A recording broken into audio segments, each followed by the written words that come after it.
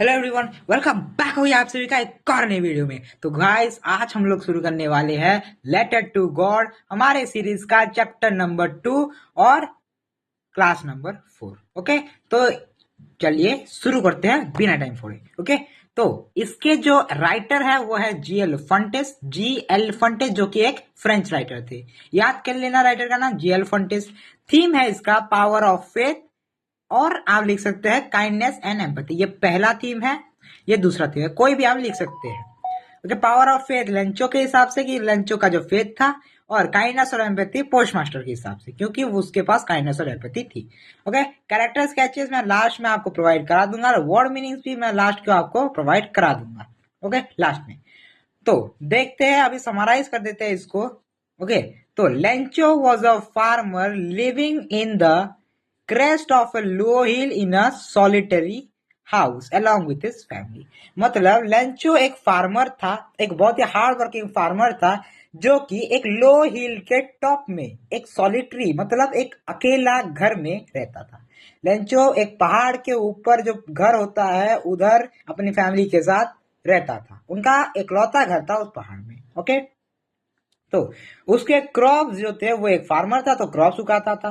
तो इसके जो क्रॉप्स थे वो काफी अच्छे हो सकते थे, बाकी उसको सिर्फ चाहिए था एक स्मॉल डाउनपोर, मतलब 10 छोटा सा एक रेन, बहुत ही कम रेन, मतलब बहुत ही छोटा सा रेन, बहुत ही कम रेन। ओके, डाउनपोर का मतलब होता है कम वाला रेन।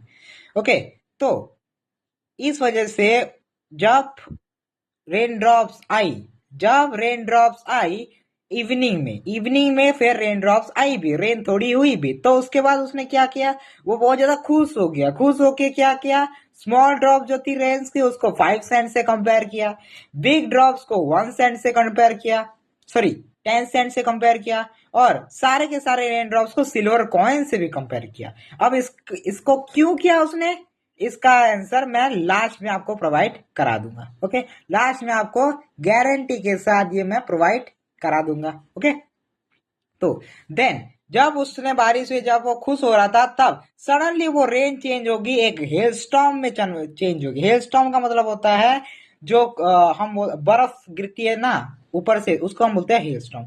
तो फटाफट हेल स्टॉर्म में कन्वर्ट हो गई और सारे के सारे उसके क्रॉप्स को डिस्ट्रॉय कर दिया उसने।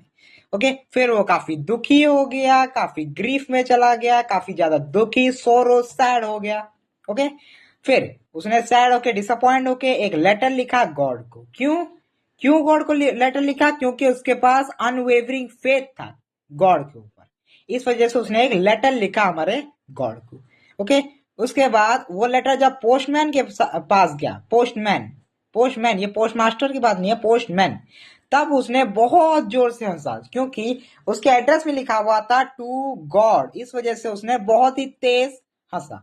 ओके, फिर पोस्ट मास्टर के पास उसने लेके गया लेटर, तो पोस्ट मास्टर ने भी उसको इनिशियली देख के तो बहुत जोर से उसको भी हंसी आई, लेकिन फिर उसने जब पढ़ा उस लेटर को, तब वो लेंचो की जो सिचुएशन थी उसके साथ मूव्ड बाय आपके बुक में भी है। मूव्ड बाय का मतलब होता है बहुत ही ज्यादा, मतलब वो फील करने लगा, एम्पैथेटिक हो गया उसको लेके, सिंपैथेटिक हो गया, बहुत काइंड हो गया उसको लेके, समझे, मतलब उसको सिंपली दया आ गई लेंचो पे। ओके, फिर उसने क्या किया, क्योंकि लेंचो ने उस लेटर में क्या मांगा था, उस लेटर में लेंचो ने मांगा था 100 पैसोस मांगी थी। तो इस वजह से उसने मनी कलेक्ट करके एल्चो की हेल्प करने का सोचा। फिर जब उसने कलेक्ट किया मनी, तो उसने कहाँ कहाँ से कलेक्ट किया, पहले उसकी खुद की सैलरी से डिडक्ट किया, और फिर अपने एम्प्लॉयज जो थे पोस्ट ऑफिस एम्प्लॉयज, उनसे भी थोड़ी थोड़ी चैरिटी ली। लेकिन वो पूरे का पूरे 100 पैसों जमा नहीं कर पाया, और बस 70 पैसों ही जमा कर पाया। अब आपको एक और मैं फैक्ट बताऊंगा, एफटीआर, जो कि एग्जाम से जरूर आता है, कि लेंचो का 100 ही पैसों क्यों चाहिए थे, वो 120 200 भी तो मांग सकता था। तो मैं आपको बता देना चाहूंगा कि वो 120 और 200 क्यों नहीं मांगता, क्योंकि 100 पैसों ही इनफ थे जिससे कि वो अपना फैमिली का अगली क्रॉप तक पेट पाल सकता था और उसकी क्रॉप भी लगा सकता था।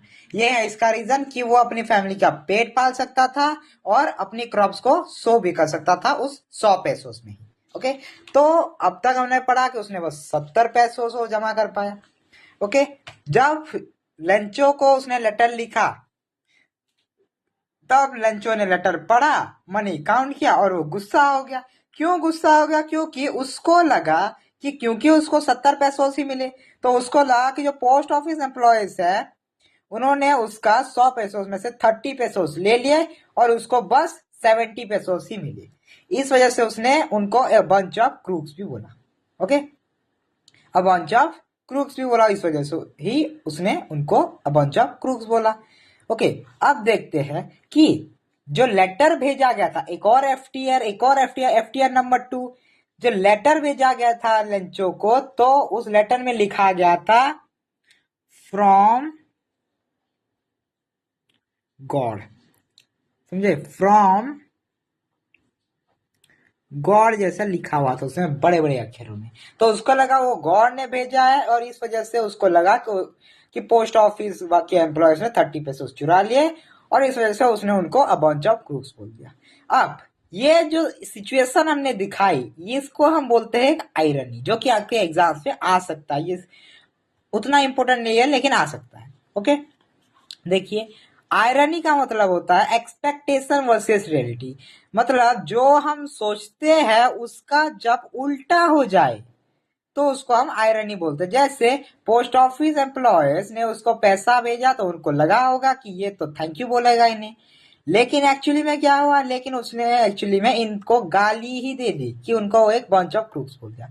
तो इसी को हम बोलते हैं एक आयरनी। ओके ओके, अब आपके वर्ड मीनिंग्स ये रहे